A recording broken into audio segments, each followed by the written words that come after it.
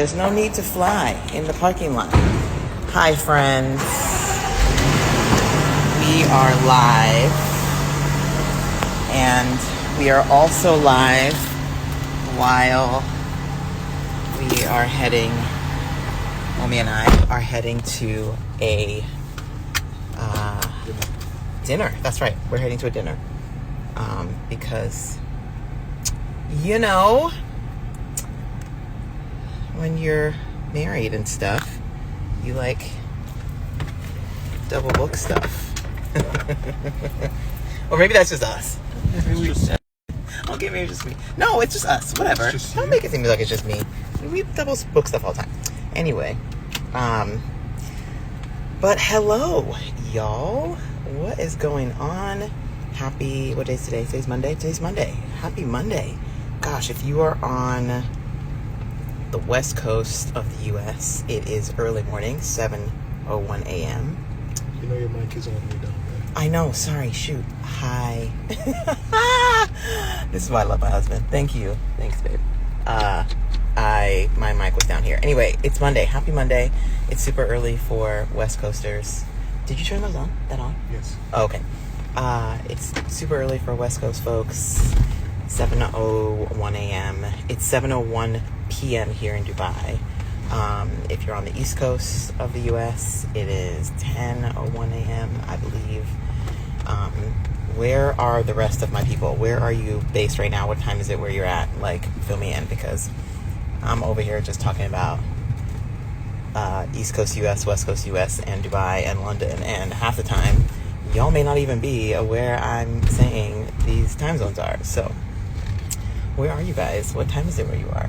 Anyway, we're going through the parking lot right now, so I don't like looking at my phone when we're going in circles in the parking lot, because I may get car sick. But hi y'all. I have been getting quite a few emails, DMs, messages, checking in to see if we can get on the phone for a few minutes on just questions about commercialization of businesses and commercialization of business. Why are we using big words? People have been asking, like, holy crap, I've got this business. How do I make it make money?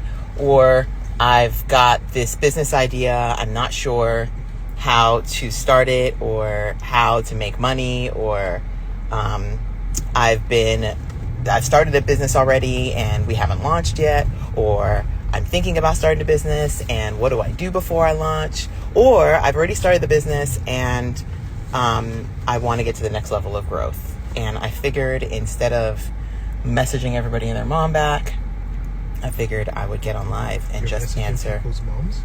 Babe. I knew getting on live while my husband was driving was going to be exactly like this, and you would be going ham in the background. But we're gonna just proceed anyway. But yeah, I figured I'd get on live and we could just talk through some stuff and answer some questions. And listen, I want to see everybody win. Quite frankly, we are going through one of the biggest technology transformations of our time. We're going through one of the biggest wealth transfers of our time. And I feel like there's such an opportunity for businesses to be created, and to be created in unique ways to solve problems for people. And the barriers to creating businesses, side hustles, or full-fledged companies has never been lower, and it continues to get lower. And so, I've been on this little journey. I figured I'd tell you everything I'm learning and see if it's helpful for anybody. So yeah, I see Insta MG is in the Bay. So it's early for you. Bless you. I appreciate you hopping on. Let me go through. I haven't sat and gone through. Oh, I see Mac on. What's going on? Christ-like. Oh, hi. Oh, I appreciate you that you love seeing Black couples together. I'm not going to show my husband because he will give me an earful if I do. Yep, what up? Oh, I love my Bay Area people jumping on. Hey, Jessica. Hey, Rhea. Rhea is like one of my down ass. She shows up all the time. Like, I appreciate you, Rhea. Okay, so let me first go through a couple of questions that I get often, and then maybe what we'll do is just like people can jump in and ask any questions. So, a couple of like recurring questions that I get all the time is, oh my gosh, Esther, I'm not technical. I'm not a technical person. I don't know how to code. And the idea that I have is like, I need to build, it's a technical idea that I have, or the solution I'm thinking of is something that would need some sort of technology to be built that I don't necessarily know how to make. And so the question I typically get asked is twofold. One is, what do I do to get started? Because I'm not technical. And then the second question I get is, and sometimes this question comes first, which is interesting, is, oh my gosh, how do I find a technical co-founder? And so first things first, I'll answer the, what do I do if I'm not technical? Well, like, honestly, what I would do that I've learned now is I would first validate the problem that you are looking to solve, and if the way you're looking to solve it in fact solves that problem before you go and build anything crazy, right? Like, and that might be talking to customers, that might be creating a wait list, like a wait list for something, or a sign-up sheet. Hey, look, you have this problem. I have found a solution to this problem, and this is what you'll get out of it. If you're interested, join this wait list to find out more of when it's going to be released. Pretty cheap to set up, sometimes even free to set up. And you can start to get a feel for the type of demand that's out there for your problem. Without actually having to go and build it first. Because let me tell you, the worst thing you can do is go and build something that nobody fucking wants. No one wants to do that because you spend a lot of time, spend a lot of money. Not worth it. But yeah, so like first things first is I would first try to figure out how to validate that the problem that you're thinking about exists for a lot of people, aka figure out the market size. And the second is figure out if the way that you're thinking to solve it in fact solves that problem. And figuring out the way that your thing solves that problem could be just like finding a group of those folks that have that problem and having your thing as cheaply as you can make it, or as dumb as you could make it, or as like making it to where they can get their hands on it and you can see if it actually solves that problem for those folks. So like, I'll tell you a mistake that I made once was, I saw a problem and I quantified that the problem existed. There were numbers and data out there in the market that the problem existed. And I thought that it could be solved if it just had this. And I thought that my way of solving it was in fact going to be a way to solve it. And so I went straight into building that thing to solve it, as opposed to validating first how big the problem was, if it even exists, like if it really, really was a big problem that existed, and that did it exist in like, were people willing to pay for it? You know what I'm saying? Like, were people willing to pay for the way I was going to solve it? And what happened? Like, I went, spent all this money going to try and build it, put it out there, and nobody bought, like, at all. So, I don't know. I would just say, like, if you can, try to validate it as cheaply as possible, even if it's not exactly in the ways that you think you might put it out there first. Like, however you can try to validate it at first to get, like, insights in. Yeah, and then, like, the last, what was the other thing? How can you find a technical co-founder? is one that comes up a ton. And like, YC. huh? What, baby? YC. Oh yeah, that's what I was gonna say. Oh, so how I found my technical co-founder was through Y Combinator's co-founder matching program. It's absolutely free. God, I wish I would have grabbed the link. If you DM me and ask me for the link to it, I can send it to you, or you could literally Google it. But it's Y Combinator's co-founder matching program. And basically it's like a dating site. Like, it's a matching site for co-founders. You'll find a ton of really credible and experienced people that are technical and can code, and they're looking for people who maybe have an idea or already have a business but are really looking for somebody with their skills, and vice versa. You'll find people that are business folks. They either have an idea or they're working on something already, and they're finally to the point where they want to work with somebody that can build, and they're on there looking for technical folks. And it's just a really cool place to make some really great connections and hopefully find the person. I would say, you want to not just like find the first person and then start working. You probably want to meet a few people, interview some folks, figure out if you're in the right stage of life together, because businesses take a while. Like, you're going to be working on it for years before it comes to full fruition. And so you really want to make sure, if you're going to set yourself up for that, you're figuring out the right vibe with you and that person.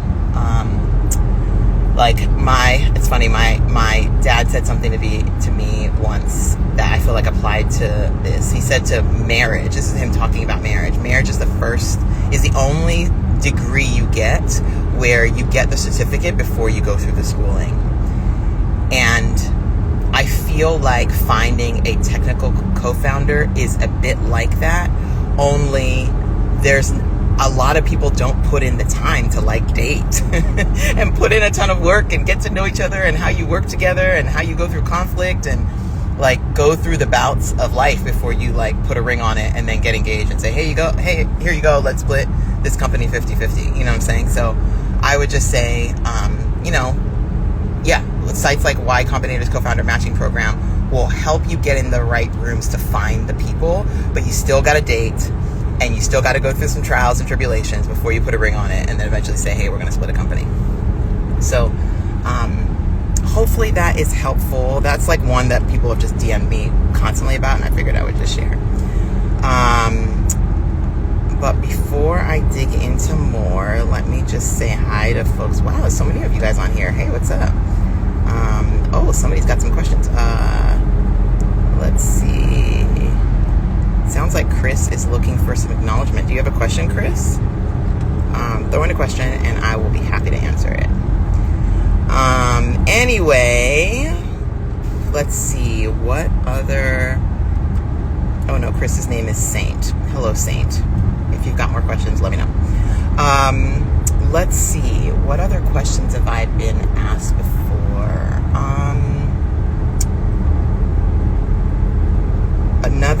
You know what?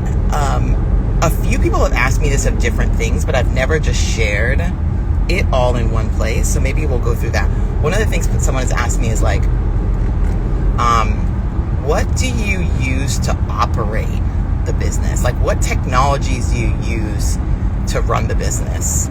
And one thing that I've seen over these last few years, and especially over the last 18 to 24 months, is how much technology has advanced to make it to where you can run a business with a lot less people, and run a successful business or profitable business with a lot less people.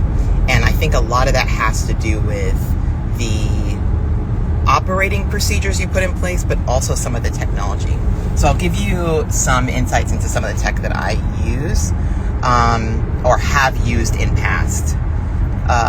For hiring full-time employees and like paying people a W-2 and making sure the right taxes are taken out and healthcare is set up and all the other stuff, I used, why am I going to say Rivkin? What was it? Rippling. Sorry. I used Rippling.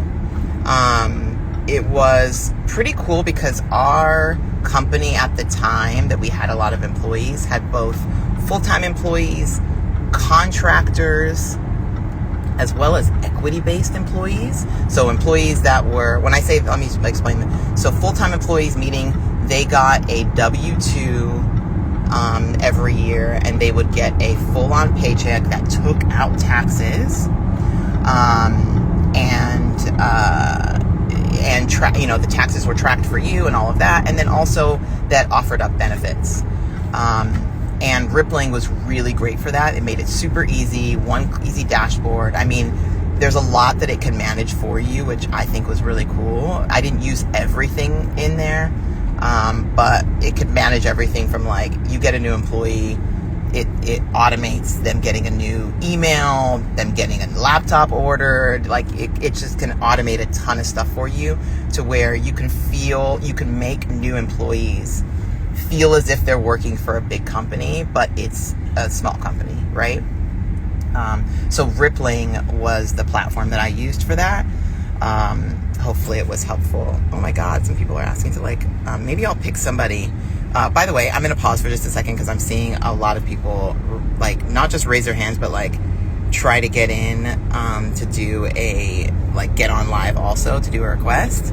And maybe I'll pick somebody and answer your question live, and we can all hear it together. We're only going to be able to go until the bottom of the hour, unfortunately. So we only have 14 more minutes left. Okay, so ask any more questions you have because we only have 14 more minutes left. All right, so that's what I would use for payroll and benefits and paying contractors, full-time, part-time, equity-based, and all that. Another option is Gusto. Another option is Gusto. I've not personally used it, but I've heard other entrepreneurs say they've liked it. Gusto is actually also a good one. Okay, so another tool that has been a game changer for me lately has been a content repurposing engine. And what I mean by content repurposing, I mean taking long-form recorded content, long-form videos, be it a podcast, maybe you do a webinar, maybe you do like I do and you get on live and you do Q&As with people, but taking long-form content and then cutting it up into several pieces of repurposed content, like short form reels or TikTok videos or shorts on YouTube, or taking those same videos and turning them into newsletters, or taking the same videos and turning them into blogs, or turning them into LinkedIn posts or Instagram posts, things like that. And I have loved two main tools for this. Number one, Opus Clips. Opus Clips is the tool. So I will take either a YouTube link, a Riverside link, or even upload the long form video itself into Opus Clips. You load it up into there. By the way, none of these are sponsored, which I think they probably should because I'm giving them a free ad, but they're really good. So I use it and hopefully it's helpful for you. And I don't get any incentive for sharing it. But Opus Clips, you load your video into it, and then you can put in some parameters like how you want the captions to come out and what type of clips you would like it to go find. And then it not only cuts it up into really great content, and you can decide how long or short you want those. I usually set it to their auto clipper, which gets me content anywhere between 0 to 90 seconds worth of content or videos. It'll cut it up for you into smaller ones, and then it also ranks all of these clips. So let's say I put in one video that's 30 minutes long. It will cut that up into, let's say, 20 videos. Yeah, and it takes minutes.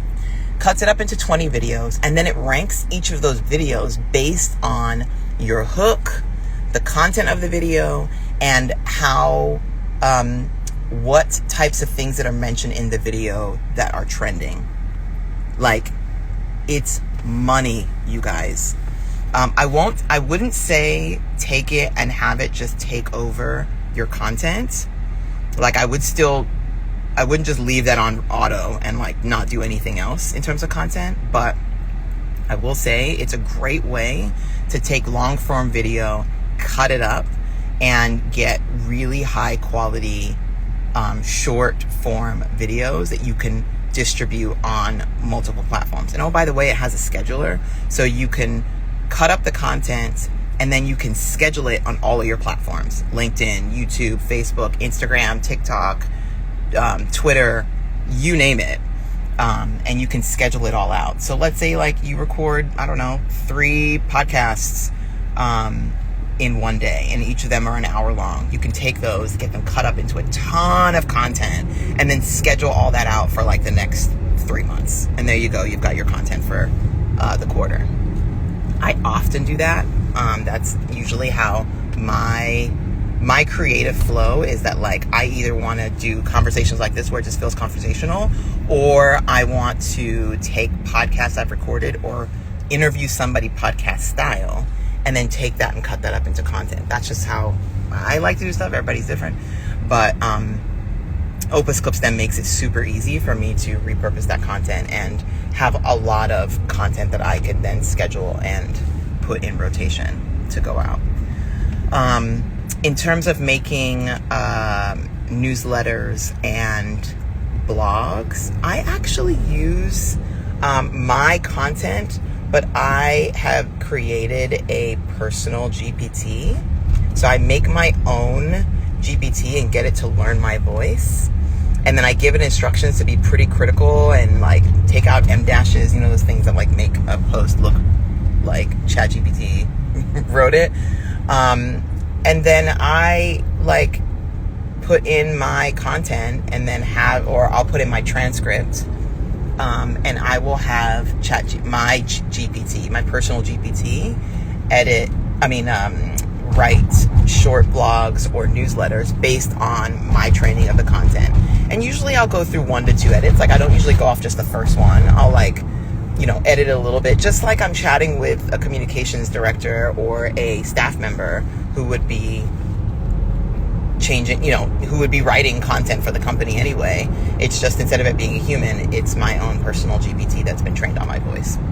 So that is my stack, at least for content repurposing from long form content. I'm trying to think of any other tools that would be like really good for business owners.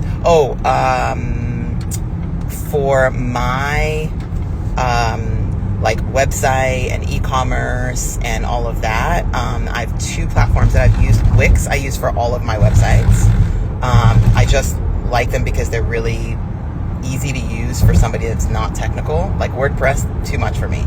And some of the others, way too much for me. But Wix, super easy. And I really like their marketplace. They integrate a lot of tools and widgets that you can like add onto your site on your own. Like, oh, you want to offer gift cards? There's a widget for that. You want to offer an affiliate program? There's a widget for that. So I really like Wix for that. I've been using Stan Store, which is a link in bio. It's more than link in bio. That's not true. It's kind of like, imagine link in bio plus ManyChat. Those auto DM things, like when somebody puts in the thing like, hey, comment jacket, and I'll send you the link to this jacket in this video. That's auto DMs.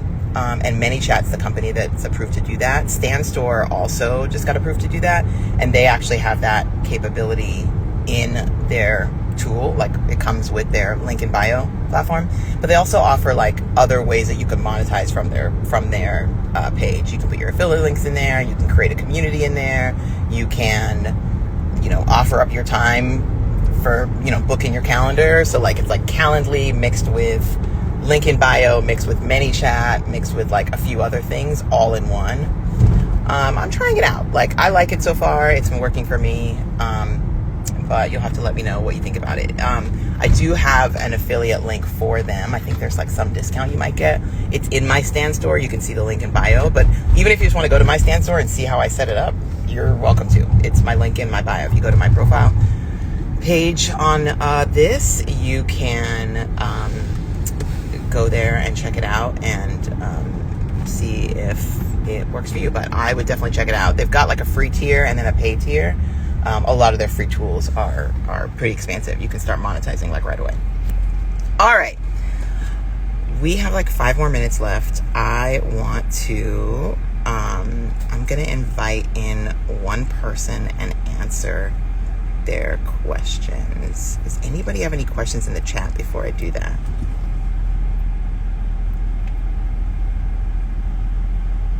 Anybody? Hold on, let me see. Oh, you know who I'm going to invite? I know who I'm going to invite.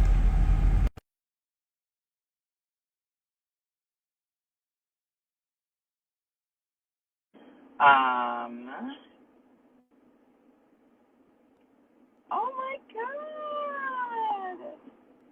Okay, I don't see him on, so I'm going to invite here. Hold on. Let's see if it works. Did it work?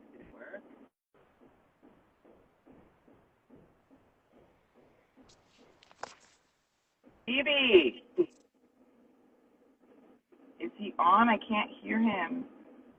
No, it didn't work. Okay, hold on. That wasn't fair because, that's like my brother. So maybe I should get somebody else. Hold on. Okay, let's see. Oh, okay. Well, we're still here. Put in your request if you would like me to have you hop on and join. But any other questions?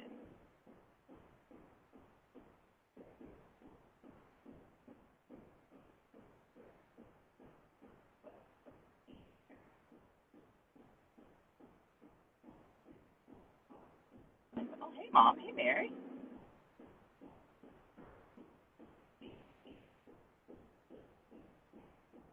Hey, B. Oh, you know what?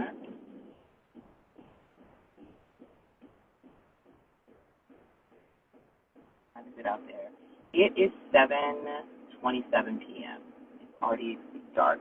Like, I'm not driving, by the way.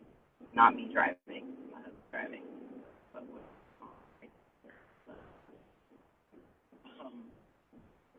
okay, so here, Mac ML32 gave a question. I developed 2 apps. I feel like there is some in the edtech space, but I'm not.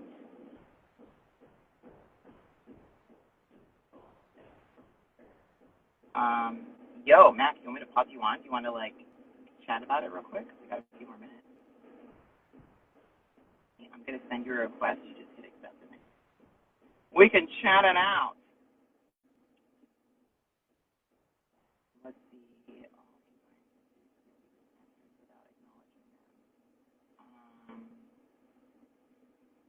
No, I have no desire to steal people. Why would I do that? I'm building 4 businesses of my own. I don't have time to steal other people's ideas. I'm just here to make sure everybody else can thrive and share much.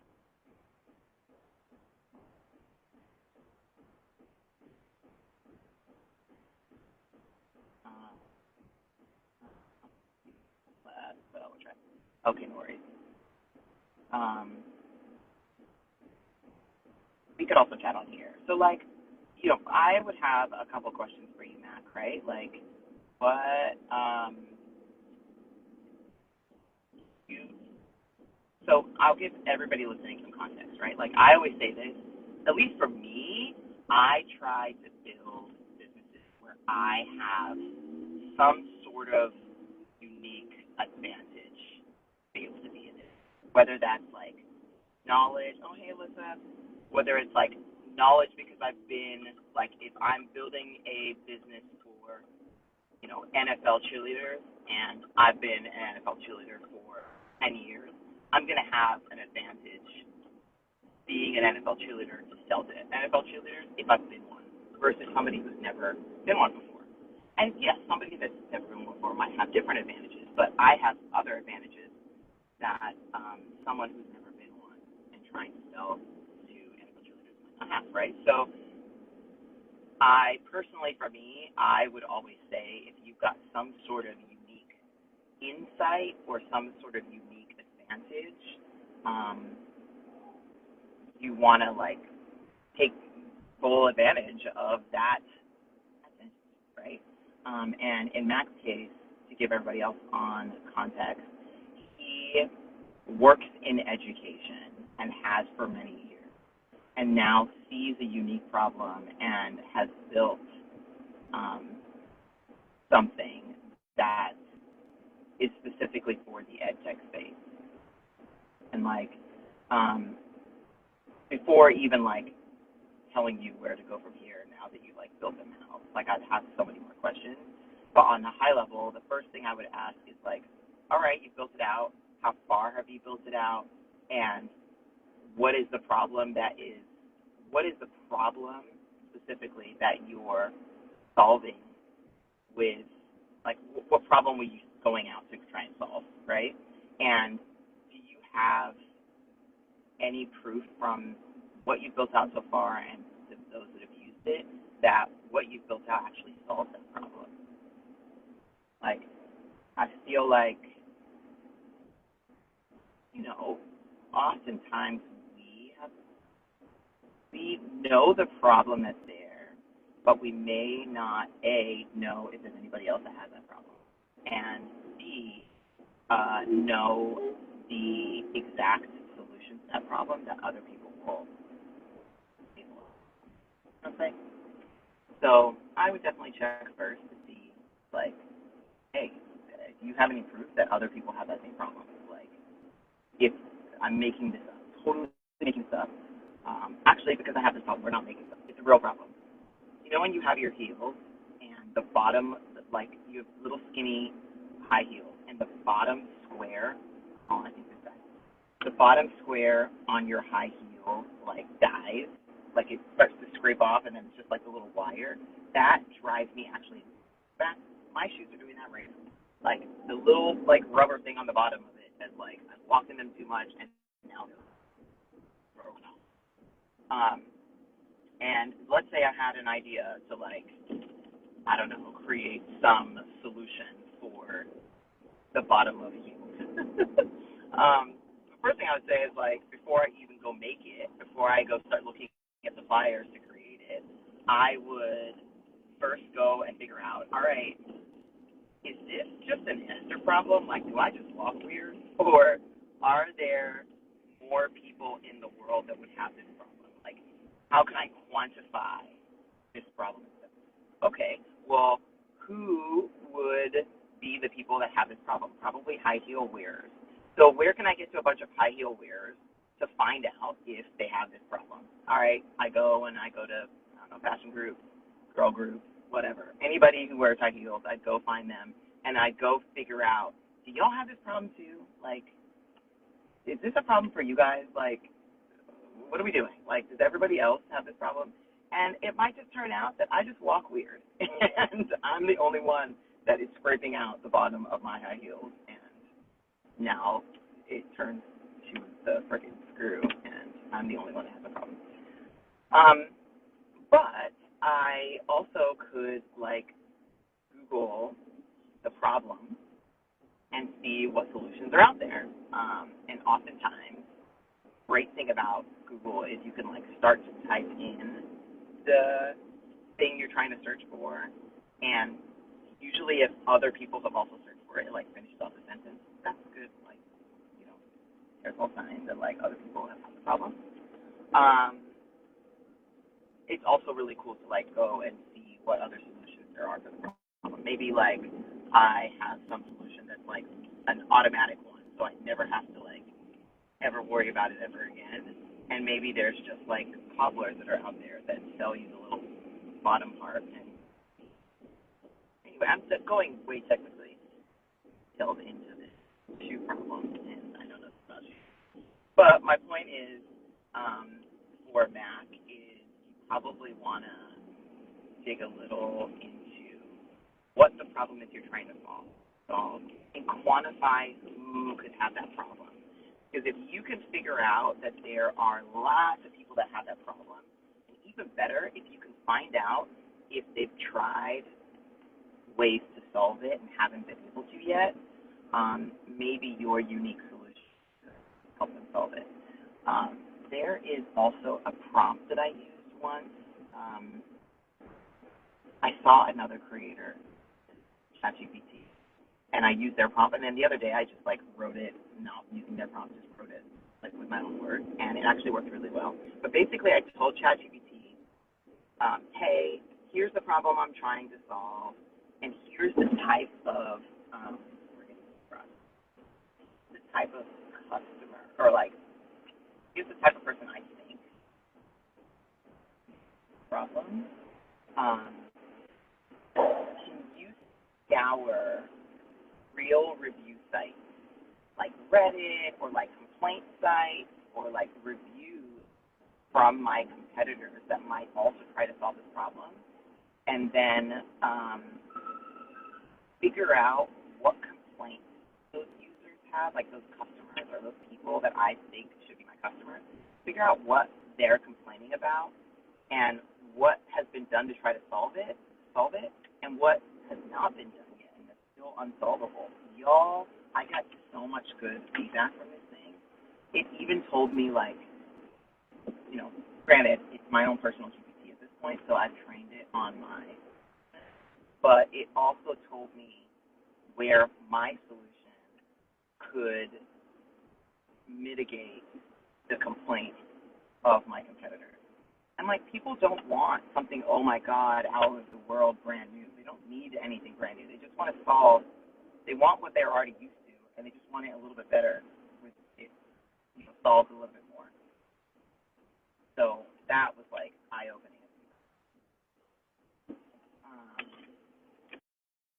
Oh, do you think we should do this again? I feel like we should do this, but like with a lot more time, so we could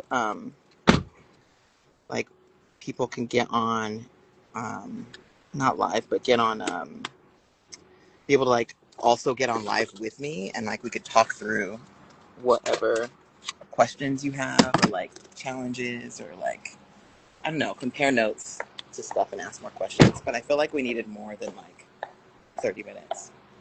So I don't know. Let me know. DM me. I would love to do this again and compare notes and share what we're doing, what I'm learning, what might be working, what might not be.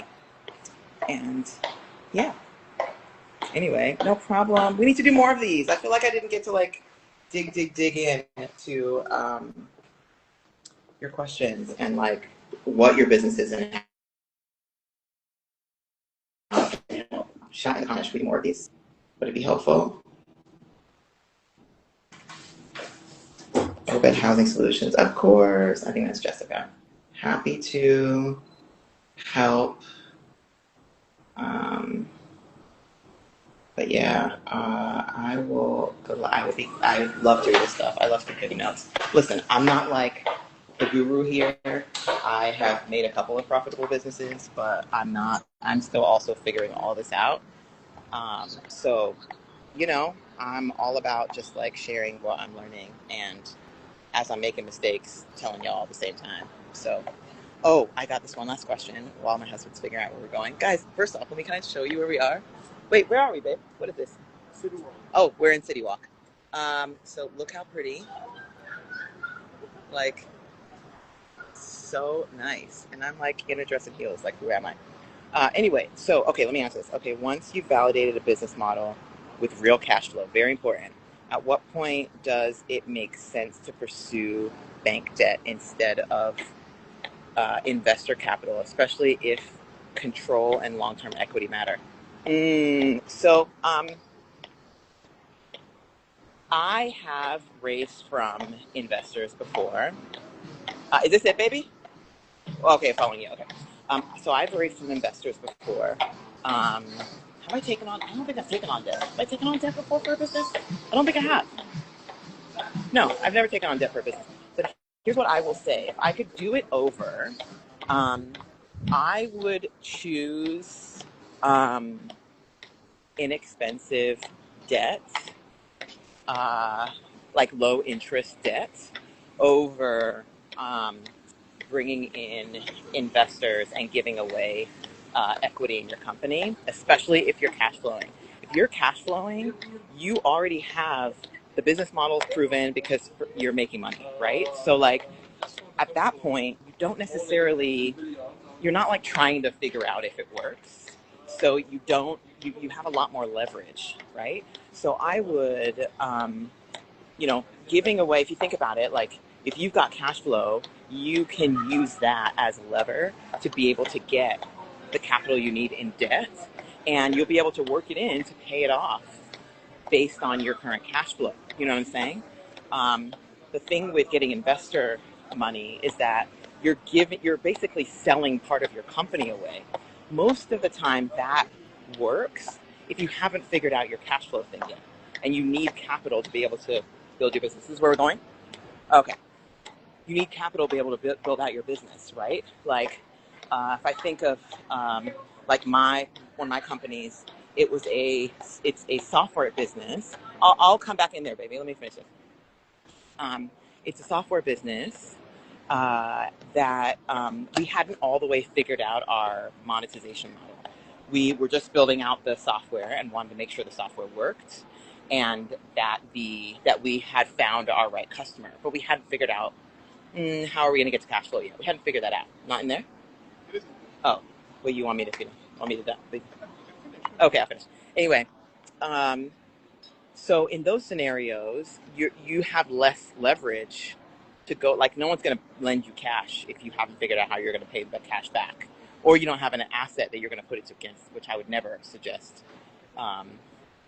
Putting like taking out a loan on your house or anything like that for a business that you haven't even figured out how to cash flow. Like, would never do that. So I would actually say, instead of going the investor route, especially if you already have repeatable cash flow. And I don't mean like, oh, you got cash flow this month and then next month you don't know where it's coming from. But if you already have repeatable cash flow, predictable cash flow, you have better leverage to go and get low-cost debt. And I would only take that low-cost debt on if you have a very specific and clear way to help you grow. Like, it's like if you know exactly how you're going to make money and there's a high demand for your business, but you just need money to put into Facebook or Google or whatever ads so it gets in front of the right people, that would be something that you could, hey, I put money in and I know I'm going to get money out, but I need the money first to put in before I can get the money out. Fair. That makes sense too.